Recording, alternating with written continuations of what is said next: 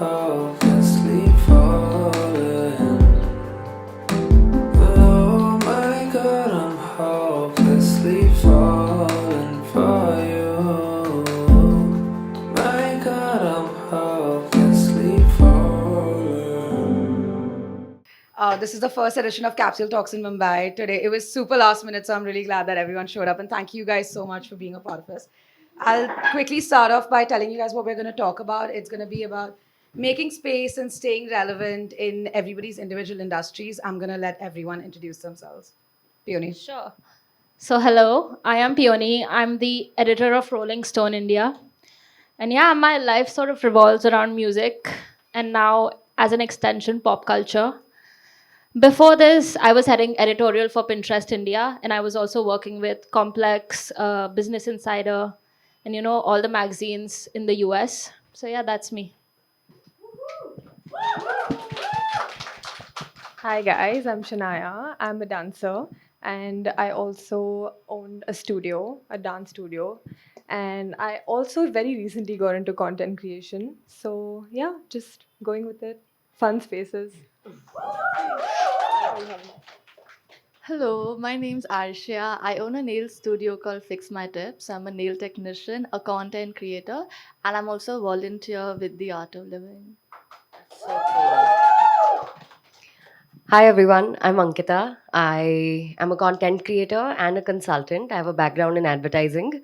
I was I've been with Deloitte and companies like YouTube. I think if there's one true love with regards to my work, it's been short form video. I think it's been one of the major reasons I could get where I am today, even though I've gotten there with a cold. But point being, one of my like big passion projects, not passion projects, I think now it deserves to be called a little more. I'm building my own brand. It goes by the name of Wake Up Juice by Hustlerani, which is my username. And the main theme of that brand is that I know I moved from another city to Bombay, and it deals a lot with addressing adult loneliness and how difficult it is to make friends. So I hope to pursue a little bit of that even in this space here and tell you a little bit more about it in the conversations we have today. Subtle pursuit branding. I'm sure that wasn't on purpose. Um, thank you guys for coming again. Thank you all for being a part of this. I'll give you guys a quick introduction of me. I'm Prachee. I run this company called This. And this is our first hosting event of something like this, which is not a gig or a music thing. And I'm super passionate about working with women. And you guys, on a personal level, have all inspired me. So when we were shortlisting, like yesterday, I was like, okay, I want them. I was like, find a way, Kia, make it happen. I want 4 of them on the panel. So thank you guys again for being a part of this. To get right into it, I want to understand how, if you guys, when you all were making space in your own industries, what that looked like, and if you guys had any challenges or any wins, what was it like to be where you are, and not even just as a woman, like what was it to get to where you are? How did you get there? Anyone wants to start with that? That's a very existential question. Okay, I will make it slightly smaller. What does staying relevant mean to you? Because especially to the content creators. Yeah, I think that's what I was going to start with. I think it's the most difficult thing, yet it's super important to stay relevant because, like, people change, people's retention value changes over time. And as content creators, and especially even in the dance business, actually, everything has a lot to do with how you're perceived, how people look at you. And I feel like staying relevant is important because people will literally forget you. The options are too many, and there's so much happening nowadays that everything is changing so fast that I feel like adaptation is just the most important thing that kind of like makes you eventually just stay relevant. Do you feel like you had any personal things that you had to do in terms of you just started making content, right? Yeah. Did you have to change how you do that? Yeah, I In think there's what a very ways? fine line between actually getting what, like, doing what you want, but also being true to yourself. And I think that's something I struggled with the most because it's so easy to kind of like just slip away and do things that everyone around you is doing, or get carried away, or even like, I don't know, just get inspired by different things. It's difficult to hold on to why you started and what you actually represent. So I feel like that is one challenge that I really, really faced, because I was like, how am I supposed to do so many things and also just like, I don't know, remember why I started, if that makes sense. You tend to get lost sometimes in the bargain. Fair. Yeah. And what do you think when Arsha, when you specifically started doing everything that you do, how did you find a way to stay relevant and still mix in with your personality? Did you feel the same thing? Yeah, for sure. So again, one of the things she said was staying authentic, because you yourself know what works best for you. But another very important thing is recognizing your audience, because different things are relevant to different audiences. So once you know exactly who your target audience is, what kind of audience you're catering to, then you figure out what events work in those kind of audiences. So what happened with Fix My Tips is that we like promote like genderless, like nails are genderless and anybody can do them. So I started like doing gigs at festivals that had more boys, or like sneaker fests or stuff like that. So what ideally you're supposed to do is, in order to stay relevant, is what worked for me is just being at the right place, and you recognize the right place by seeing where your audience goes more often. And yeah, I guess that one, yeah. I'm going to push it to Ankita and then back to you. In terms of audiences, you have the most experience with this from your consultancy background.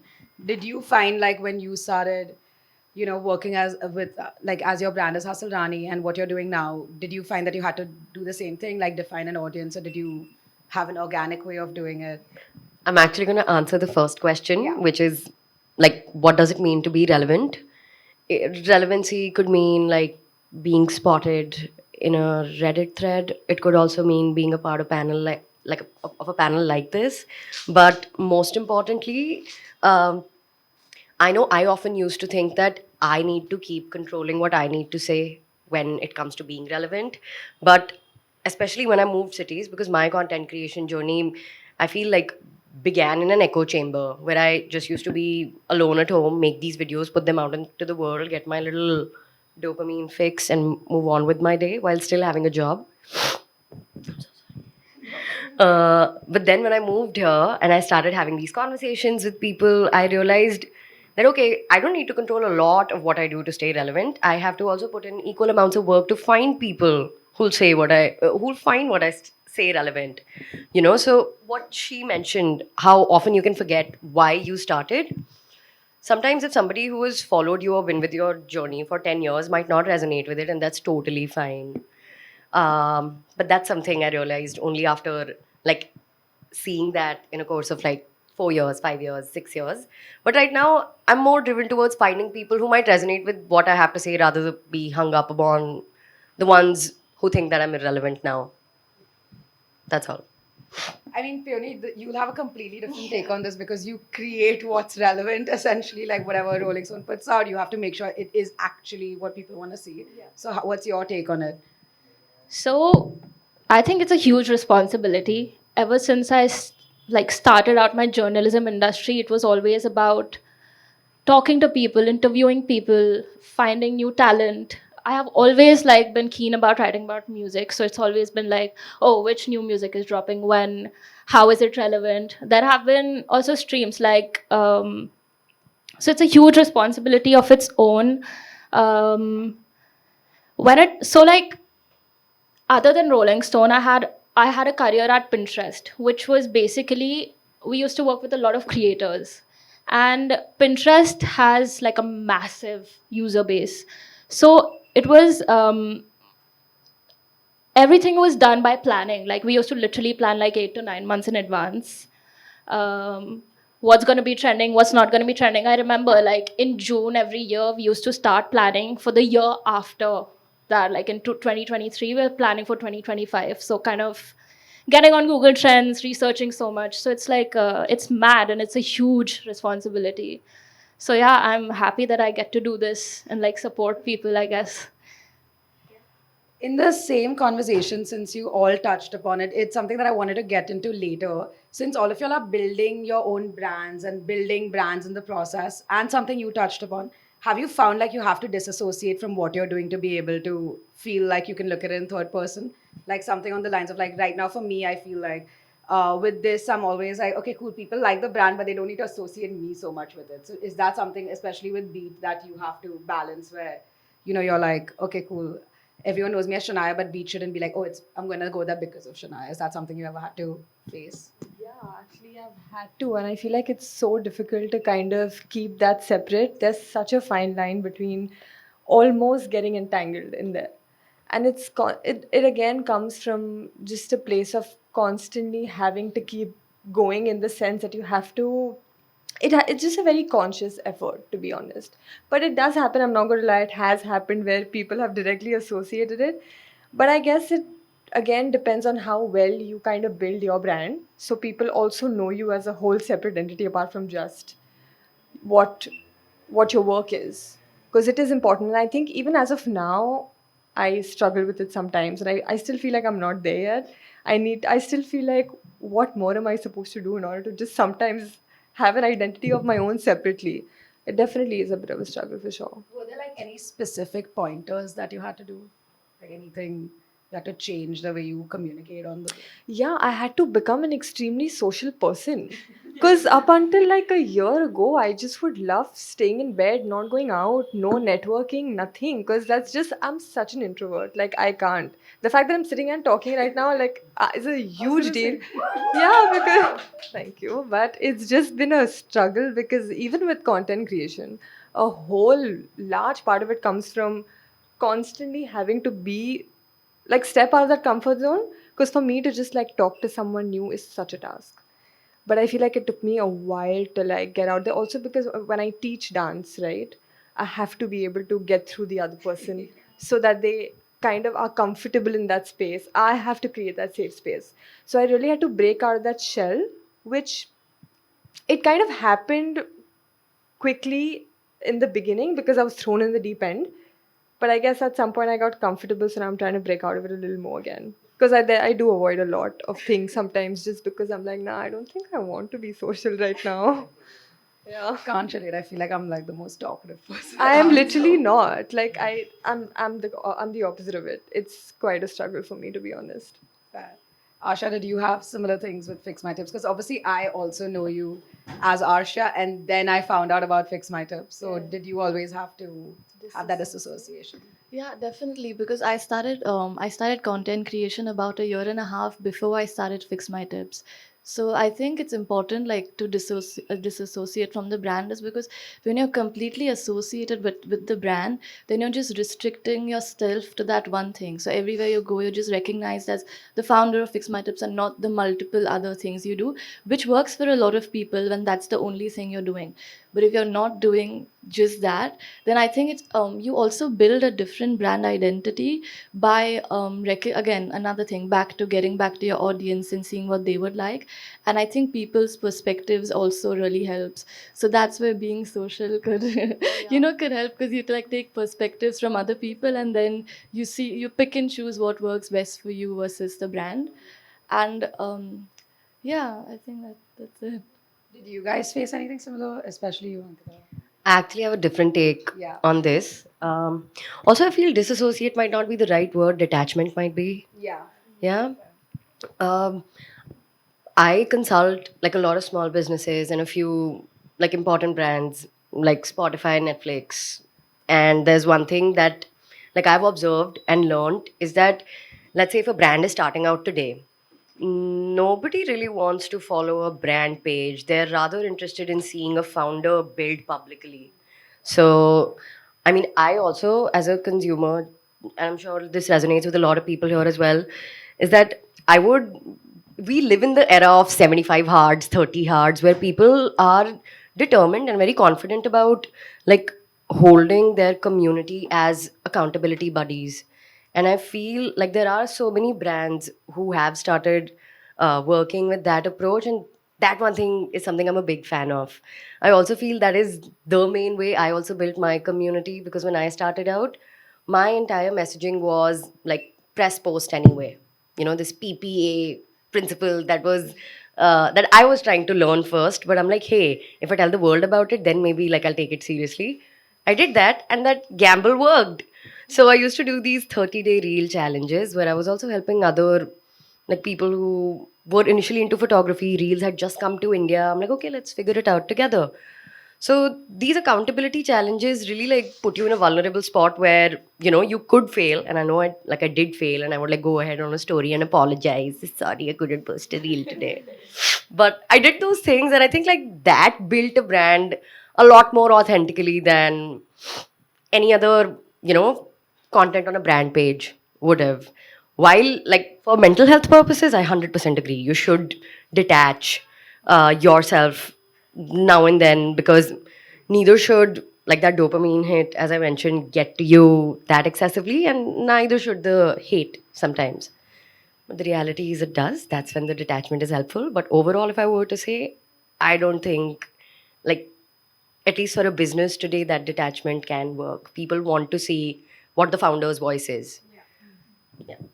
Before I get to Peony, that is something actually Saisha keeps telling me, because I don't post that. I used to not post that much about my work. I would always be like, yeah, I'll put on this. Like, I won't put it on my page. And recently I've been posting a lot about my work and probably only about my work. And my page is just growing. And I'm like, guys, please go follow this account. And then that's what she was like, yeah, cool. People want to see founders. They don't want to see just brand posts. So I understand how all of you guys need to manage that.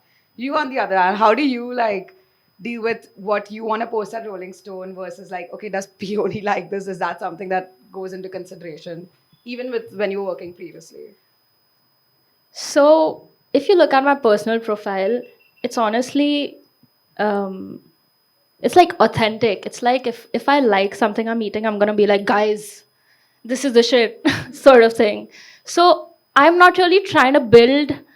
I mean, it's not like I don't have like a certain plan personally. It's like if I'm, for instance, if I'm doing an interview with some big rapper that I'm really, big fan of, and I'm really proud of it, then my personal feed will be full of it, and all of those things. But when you look at Rolling Stone, so recently I have taken control of the profile. Like, I joined Rolling Stone in October and made a lot of restructures. I thought the feed was a little boring, so kind of took over. I am building my new team now. So now we have started posting content, pushing out new musicians, but at the same time keeping a balance of, like, the OGs, like the legends.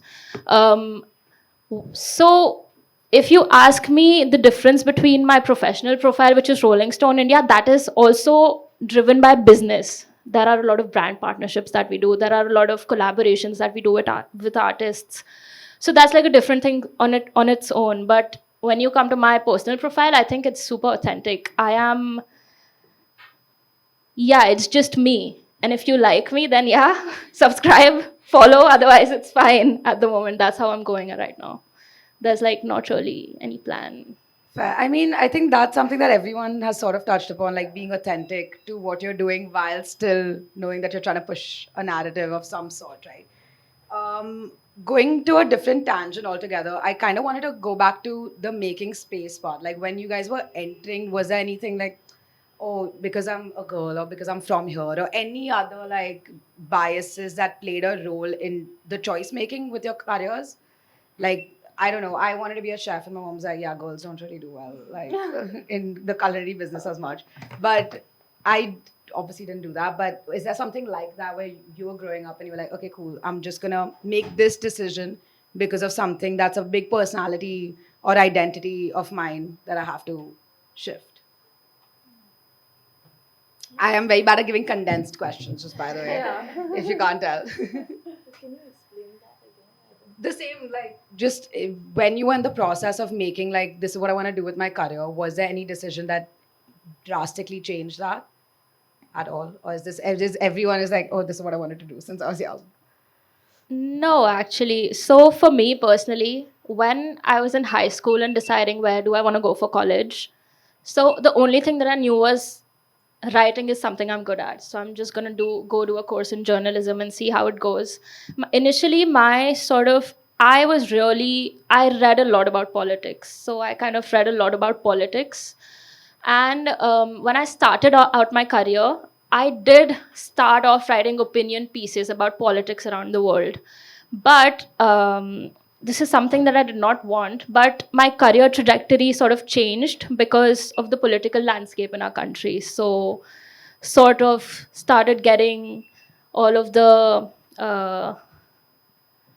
like, you know how the political landscape is in our country. So sort of started getting those messages and stuff. It started getting a little scary. And then I thought that what is the second best thing that I do? When I sort of looked at my hobbies, I was like, oh, I'm always on Spotify. I used to also make a official playlist for Spotify back then. I was like, maybe this is something I should, start writing about. If I enjoy it, I'll do it. Otherwise, I won't.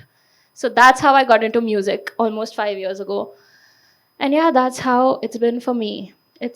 I started off as a political journalist and then switched into culture. And now here I am. What about you guys? So dance is definitely not the first thing I wanted to do. I actually started dancing because I wanted to be an actor. And they said you should know how to dance if you want to be an actor. And so I started a couple of dance classes and I was like, wait, what? What's happening? I love this way more than the idea of acting, and that form of expression, I could really resonate with it. And I feel like to answer your previous question was actually quite a breeze for me. There was no drastic shift that happened. And then I chose this industry. Most of the biggest studios in Bombay are all female led actually. Yeah. All founders are female, so which is crazy because I actually didn't realize up until yesterday when I was like, damn, literally every big studio in Bombay is female led. So that was actually quite cool. But I feel like from the industry that I come from with dance, I don't see much of that problem coming in for sure. Even content creation for that matter, actually. It's very female oriented also. So yeah. I guess I wanted to just go into like a easier question, which is like, what does success look to you guys? What does success mean to you, like individually?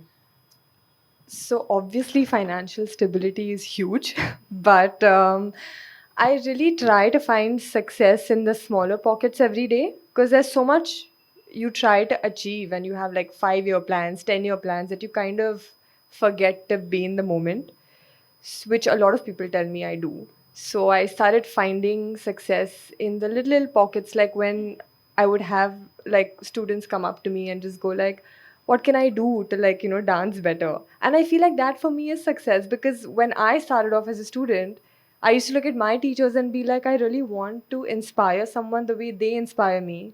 And I want to be able to pass that knowledge because I dance for fun, but I also like take it very seriously. On the other hand, I train, I do like a lot of intense shit when it comes to dance, and I don't see a lot of that here, which is why when I started off, I was like, I really hope one day someone comes to me and says, I really want to learn the process of it. And I feel like when that happened is when I actually felt like, okay, a tad bit of success has happened here because I managed to kind of make someone feel like I want to do this too. I just feel like it's all about that at the end of the day because, yeah, that's what you kind of work for, right? You want to be able to impact someone's life even in the smallest way possible. So, yeah, that for me is success for sure. I would say so. Again, your work, everything works like your world revolves around your personal life, right? And so I think as a women entrepreneur, we as women just have higher EQs in general. And being in the service industry, you're constantly meeting new people. So for me, success would be how much I've grown as a person from a year before. So I think again, like when you're in the service industry, when you're talking to so many people, you connect with people from different backgrounds. You have perspectives that you've never heard of before. You've seen things that you wouldn't have otherwise, but your business helped you with that. So I feel like how I would measure my success would be how much of a different perspective I have on things now as I did when I first started. And there's just a lot of them. So Uh, yeah, I think just having clarity about things, because I feel just being in your 20s feels like the answer to so many questions around you is just that I don't know.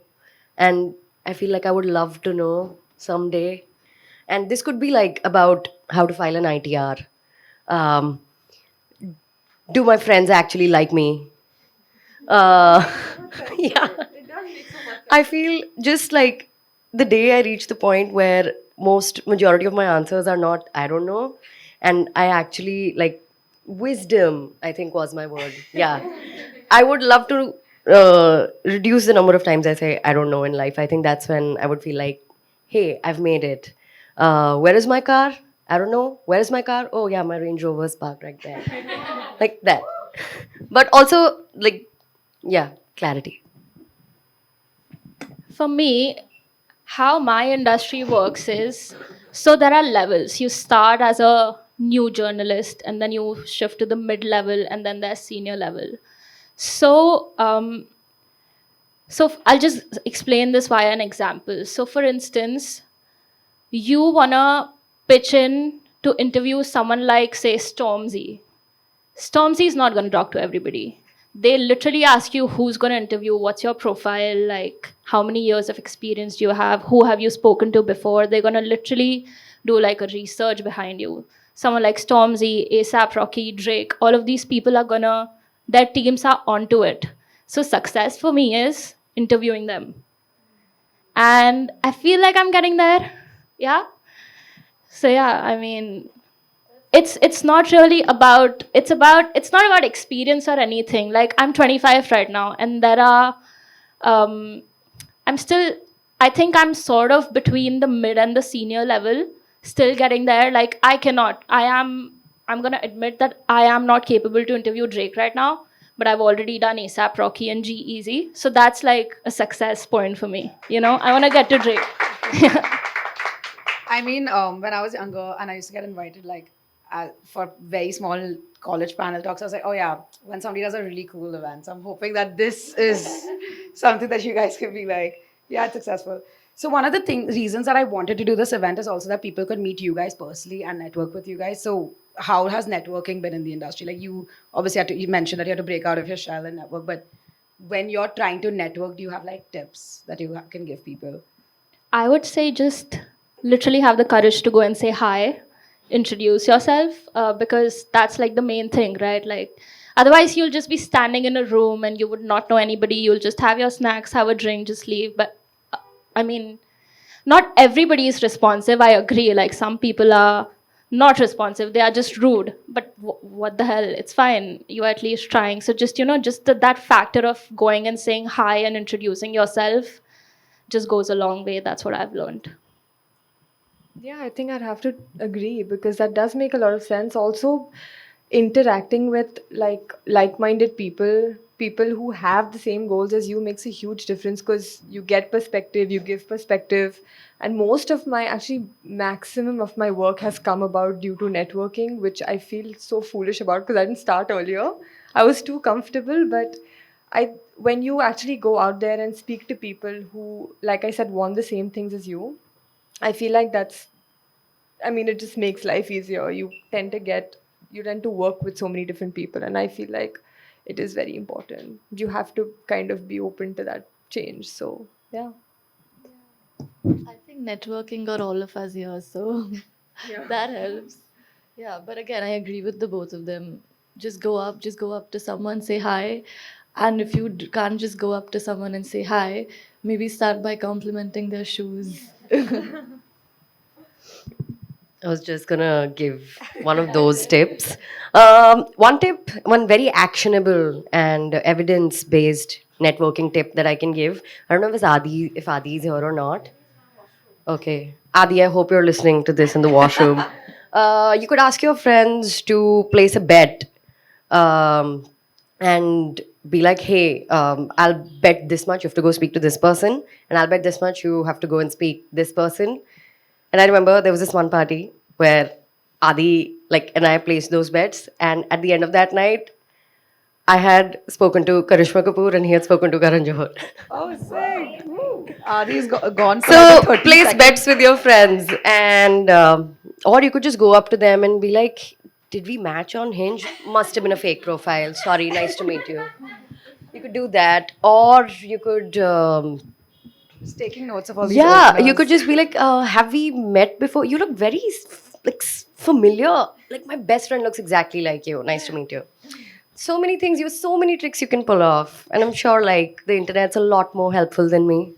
But yeah, that's what I would do. Fair. I mean, taking the networking and making friends thing, have you had successful collaborations? I know all of you do work with a lot of different people all the time. You've worked with Adi, and having said that, have you found like good collaborations? How do you navigate that? Have you had bad collaborations?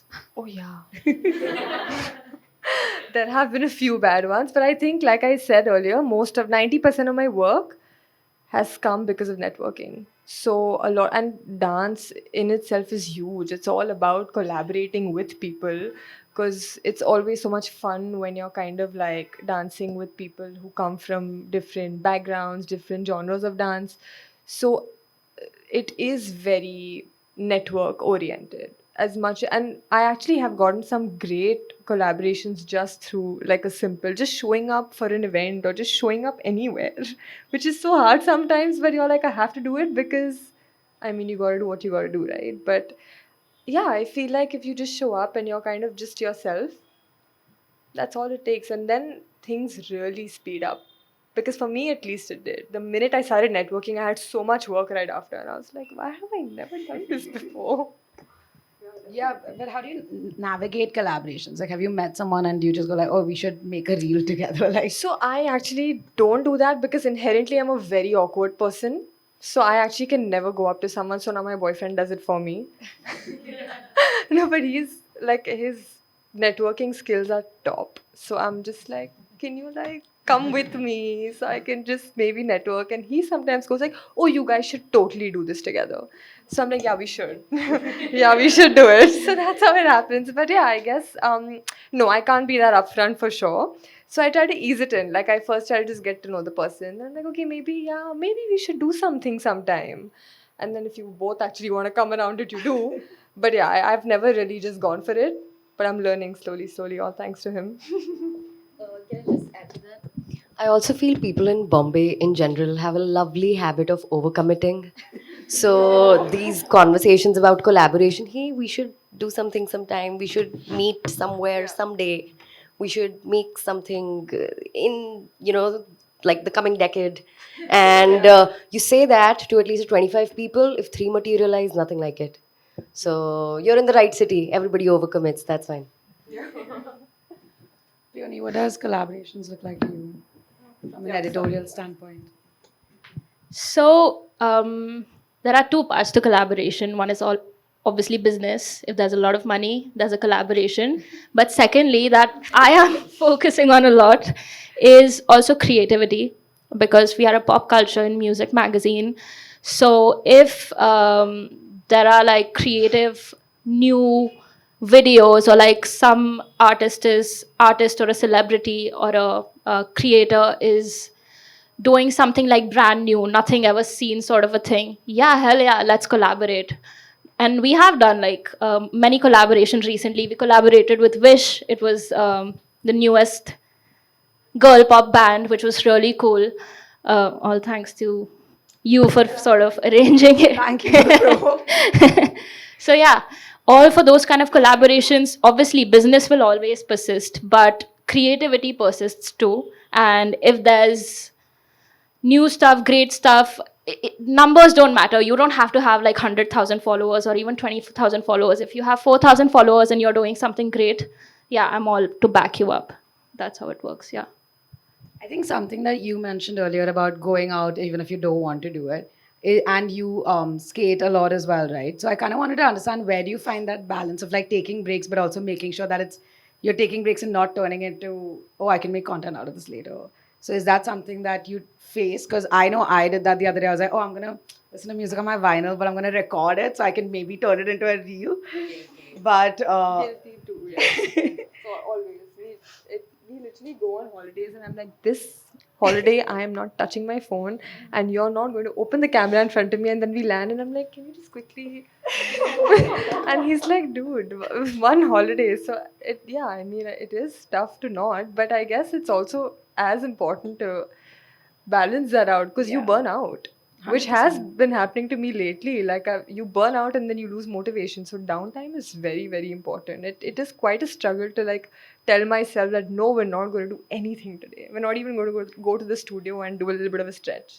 It's just going to be in your bed and just relax. But I feel like it's hard to crack that because I'm just a very restless person when I don't do anything. I'm like I have to kind of like do something or the other. So that balance for me is a little tough for sure. So how do you take breaks? Do you literally just force yourself to stay in your bed? Yeah, I have to. I have to force myself sometimes. And my parents call me out on it sometimes. My mom is like, if I see you dance for the next 3 days, that's it. And so I actually, people around me kind of like push me to do it because I just cannot be. It's a genuine problem. So I feel like, yeah, there's a little pressure around where I have to constantly keep taking breaks. That's the only thing that actually pushes me. If it were up to me, I don't think I would. Arsha, what about you? Because I know you meditate and you're a volunteer at Art of Living. So how does breaks work for you and the disconnection of like, I'm not going to turn this into like content or anything outwards per se? So to be very honest, I never take a break in the sense that because as a, if you're a creative mind, you're just perpetually creating. Even if you don't have your phone in your hand, you see something that's cute, you have an idea around it. You're like, damn, I could do this. So I feel like even when you're on a break, your mind is actually not on a break because if you're a creative person, you see something that's cute, you'll naturally have ideas. But I feel like having a meditation or a spiritual practice in your everyday life kind of balances out because I don't feel the pressure of having to take a break because I know I naturally give myself 2 hours a day to do nothing. So I think having that consistency with a spiritual practice, any spiritual practice, helps you navigate around your constant need for content creation. What about you? Is there anything you do to, have I that? like really resonate with what she said around having a spiritual practice. While I'm not like I haven't found mine, but I do think it is in the little habits that we have when we start our day that can be some, I don't know, very grounding and often groundbreaking, moments for you. For me, it's my coffee. Like the coffee just needs to happen even if I'm not making it, even if I'm ordering it in, or if I'm too lazy or sick to do it. Like the coffee will happen. And but it's often more like grounding in the sense when I'm waking up, taking out that like 15 minutes just to take care of the fact that I'm fed. Um, yeah, that's really important because I know a lot of us have professions and roles where, let's say, it's not possible to do that checkout and detachment from work those 2 days in a week. You unfortunately have to be available. That is the downside of, building something that is so special. While all of us are happy and do not like to be labeled as workaholics, the nature of our work is quite demanding. But these grounding exercises can be really, really helpful, as she mentioned. So I'm still finding mine. I'm not saying like I have it all figured out, but the ones I have work. Peony. So for me, it's about obviously being grounded and also having like a proper schedule planned. I mean, I do my best. This industry literally has an event every second day, and you kind of have to go and cover it in my industry. But for example, like my friends have been literally calling me out for the past week that come, let's go have drinks and stuff. But I have been adamant that listen, I have this talk today and we'll go have drinks after it. So it's sort of just about also saying no to people sometimes. Like, you just need to rest it out after a certain, you know, like if I personally start work at 9:30 in the morning, my first editorial meeting is at 9:30, and sometimes my day drags to like 8 p.m. and I'm just drained. And then after that, obviously, I also feel like meeting my friends, but sort of reschedule and sort of stay grounded. We also have this new meditation class at Rolling Stone India office every morning. And it's so I've gone 3 times. It's been going on for 10 days. I've gone for 3 days, but those 3 days were fantastic. Like Is it open access? it is. Please come. Everybody, please come. That was gonna bring me to my next question because I'm trying to learn the staying no. Like that's something that I'm really trying to be like, you know what? I don't have to go for everything. It's fine. I'll message me. I'm so sorry I couldn't make it. But what's like one advice that you had to give to anybody, not even just women in the industry, but specifically women in the industry, because as you said, we have higher EQs. I have found it very hard to not personally take all the criticism about my work. So I think that's something I'm learning to do, and that's like an advice my mom had to give me, being like, don't take everything so personally. So is there like one advice that you've heard or you want to give to people? Start, yeah. There's like 6 words. So the first one is just do it, Nike. But for real though, because every time but this is again, it's universal. Every time you want to do something, there's 100 thoughts before actually executing it. And there was this quote that I read on, I think, someone I worked for in the past. I read it on his bio. It was in Hindi. It said, um, निष्पादन के बिना दृष्टि माया है, which literally means having an idea without execution means nothing. So just do it literally means just go for it. Everything else will figure itself out. And the second one would be just be light. Like you said, because we have higher EQs, every tiny criticism, everything someone tells you, it always replays on your mind and you take things often too personally when you don't have to. Like you have an opinion for 100 things, 100 people have an opinion about you, and that's okay. So again, your disassociation, detachment also comes there. So yeah, these two, like 6 words. That's it. Advice. Yes. Like what advice I would give? Yeah. Or the best advice you've got. The best advice that I've gotten. Do you mind going first? Yeah, we can circle back. I think for me, it would be sometimes, not actually sometimes, ignorance is bliss. Like, come on, like, you are allowed to ignore stuff. You are allowed to ignore people to take care of yourself. I mean, don't be absolutely rude. Like, just leave them a message that, hey, I'm sort of occupied right now. I'm gonna get back to you. Or like if there are like 2 events in one night, you don't have to go to both events. Like I have done it personally. I've gone to like 4 events in a row and I don't know why I did that. I was like totally drained. I was like, Peony, what was that? So you can prioritize, you can ignore, it's fine, it's totally fine. Self-care comes first. You have to like sort of think about yourself first.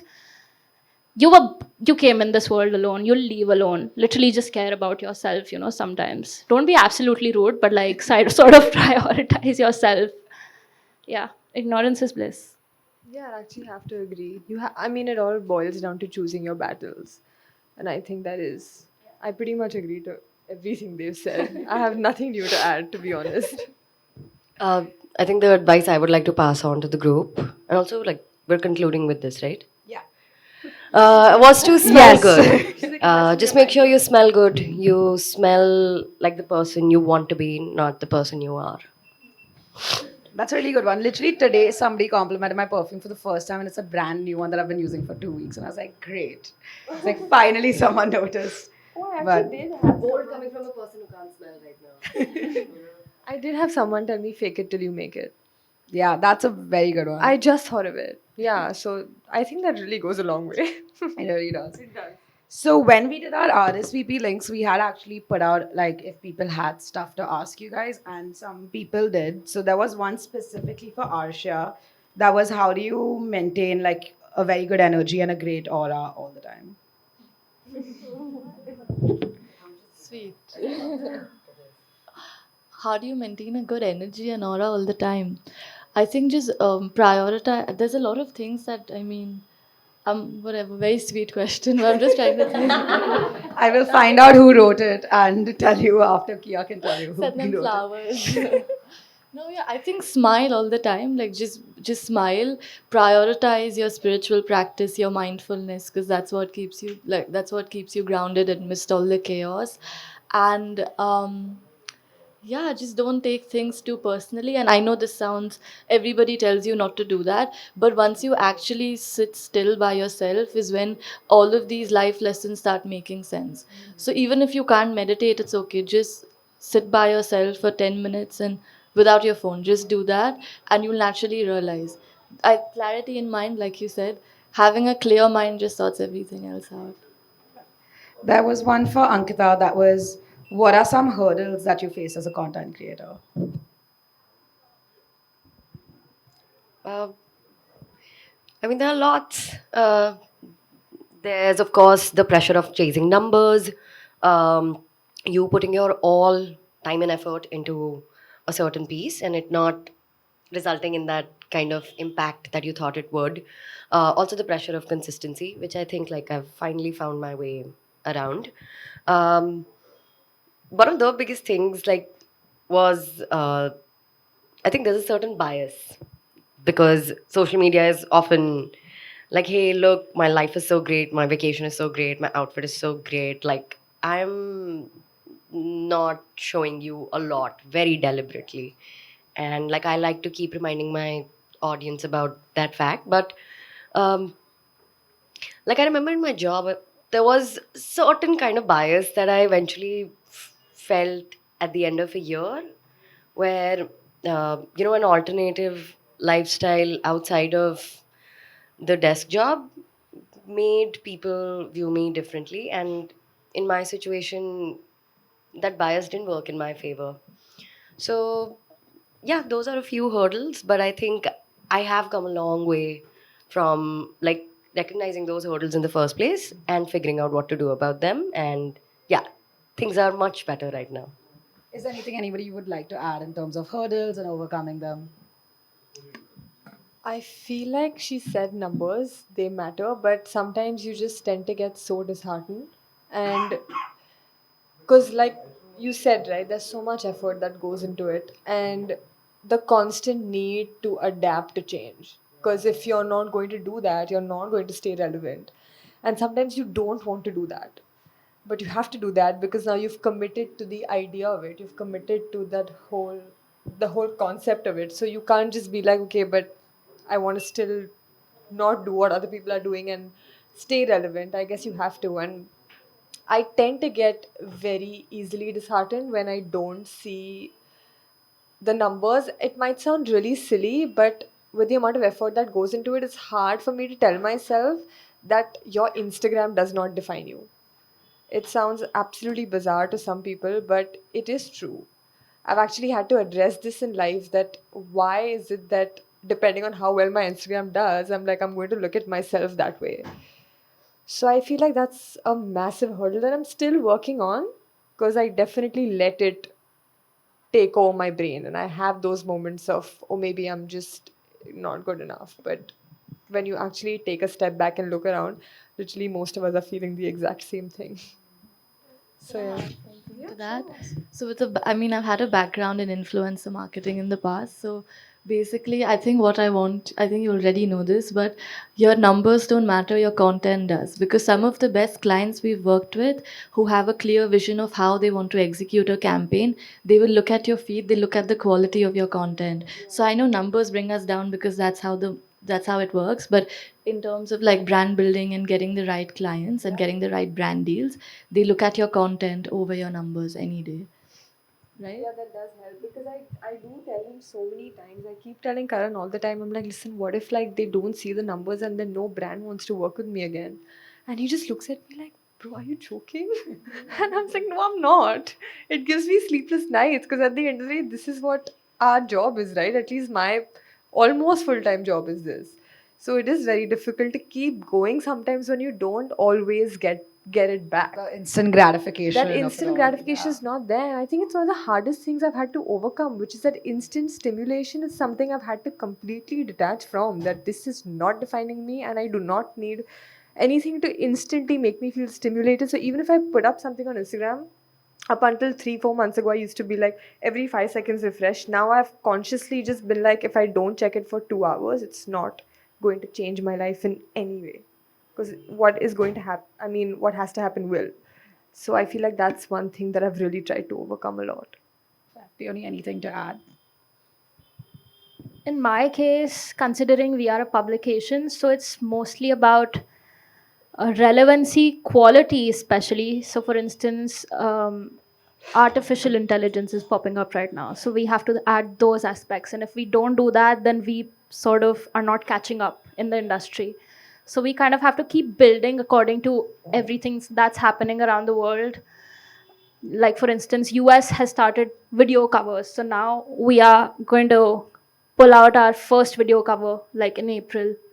So yeah, look forward to it. Okay, this was the last question from the RSVP link situation. How do you preserve and nurture your femininity while hustling in 2024? Which I thought was really interesting because I didn't really. Oh, love that. Get zoom in on the bows, please. But yeah, anything like that, anything like the little bows, or is there anything, any other practice you do to nurture your femininity? I thought for Women's Day, that's a great conclusive. Yeah. Anyone wants to add to that, Arsha?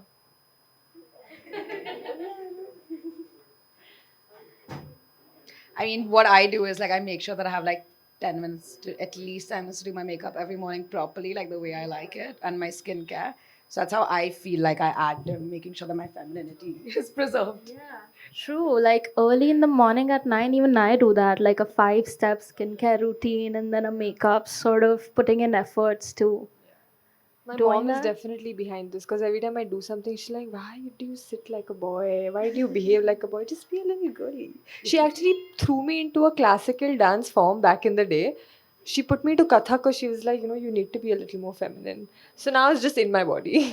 So now I just have it. Like my friends are like, "You get down to buy sabzi and you will come in makeup and heels and all." I'm like, it's just now force of habit. I do it because I just can. And yeah, I guess. And even when I was actually trying to become an actor, someone once told me you always have to, if you're looking to do this as a full-time job, you have to always be ready to be papped at any given moment.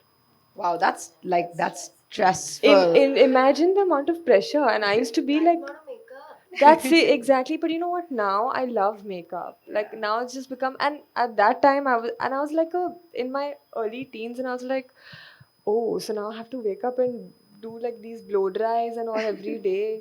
And then I don't know. I think before I knew it, I kind of actually started loving it. Which is why now I personally don't like to step out of the house without putting in an effort because then I don't feel nice. And it's not to do with anybody or anything else. It just internally makes me feel nice and feminine and just lovely. I agree. So yeah, I feel like it's just become a part of my Yeah, I life think now. it's just a part of self-care, like Exactly. self-preservation more than feminine Exactly. preservation. Exactly. Yeah. How basically, Yeah. You want to add to that? Please go ahead. it's just it's about how you feel, right? Yeah. So, yeah. Cool. Any questions from anybody? Do I have anything to add? Cool. Very awkwardly, I'm gonna end the panel talk. But please feel free to check everybody out. Everyone's doing such amazing work, as you've heard. And shout out Capsule for letting me host this on like 24 hours notice. We've got some sweet treats and sandwiches. Capsule's also doing a 10% off for all women here. So if you want something, you can ask a girl to buy it for you. But yeah, thank you guys so much for coming. Thank you so much for doing this. Please stick around. We have pursue and food. So yeah.